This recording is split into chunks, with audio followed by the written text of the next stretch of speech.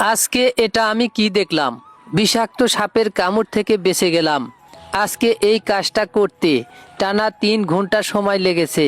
এই ভিডিওটা টান দিয়েন না ভাই, এই সমস্ত কাজ করতে অনেক কষ্ট হয়। আমরা এত কষ্ট করে কাজগুলো করি, আপনারা যদি ভিডিওগুলো শেয়ার করে দেন তাহলে হয়তোবা আমাদের এই কাজ দেখে বাংলাদেশের প্রত্যেকটা জেলা থেকে 2-1 জন করে যদি এই সমস্ত মানবিক কাজে এগিয়ে আসে তাহলে অবশ্যই দেশটা পরিষ্কার পরিচ্ছন্ন এবং ঝুঁকিমুক্ত দেশ হিসাবে গড়ে উঠবে। তাই ভিডিওটা শেষ পর্যন্ত দেখে শেয়ার করে দেবেন, যেন দেশ ও দেশের মানুষের জন্য এই সমস্ত কাজ সব সময় করে যেতে পারি। আজকে এসেছিলাম সিরাজগঞ্জের পিপুলপাড়িয়ার উত্তরে খামারগাতি ভাইরাল ব্রিজে। শুনেছি এই ব্রিজটা নাকি অত্যন্ত ভাইরাল হয়ে গিয়েছে। এখানে দূর দূরান্ত থেকে মানুষ ঘুরতে আসে হাওয়া খাওয়ার জন্য এবং এই ব্রিজটি দেখার জন্য। কিন্তু ব্রিজে ঘুরতে এসে যা দেখলাম, দেখে তো আমি হতবাক হয়ে গেলাম। ব্রিজের উপরের ড্রেনগুলো জঙ্গল এবং আগাছা দিয়ে 3-4 হাত ভরে গেছে।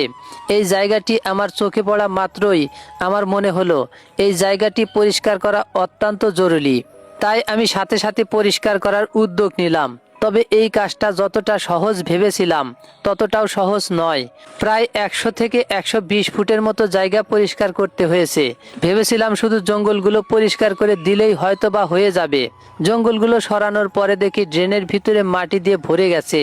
ড্রেনের মাটিগুলো যদি সরিয়ে না দেওয়া হয় তাহলে ব্রিজের পানিগুলো সরাসরি যদি নিচে নেমে যায় তাহলে হঠাৎ করেই রাস্তাটা ভেঙে যেতে পারে। কিন্তু ব্রিজের ড্রেনের ময়লাযুক্ত মাটিগুলো যখন পরিষ্কার করছিলাম তখন একের পর এক সাপ, পোকামাকড়, বিচ্ছু সব কিছু বেরিয়ে আসছিল।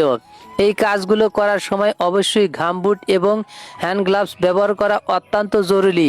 আমার এই কাজগুলো দেখে আমেরিকা থেকে এক ভাই ঘামবুট এবং আরও কিছু সরঞ্জাম কিনে দিতে চেয়েছিল এবং আমার কাছ থেকে ঠিকানাও নিয়েছে।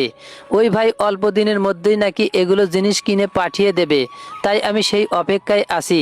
ঘামবুট এবং হ্যান্ড গ্লোভস পেলে আমার জন্য কাজগুলো করা অনেকটাই ঝুঁকিমুক্ত হবে। ব্রিজটা পরিষ্কার করতে পাশে একটা চারা গাছ ছিল, সেই গাছটা আগাছা এবং জঙ্গল দিয়ে ঢেকে গিয়েছিল। সেই গাছটাও সুন্দর করে আগাছা মুক্ত করে দিলাম, যেন গাছটা ভবিষ্যতে এই ব্রিজের সৌন্দর্য বৃদ্ধি করে।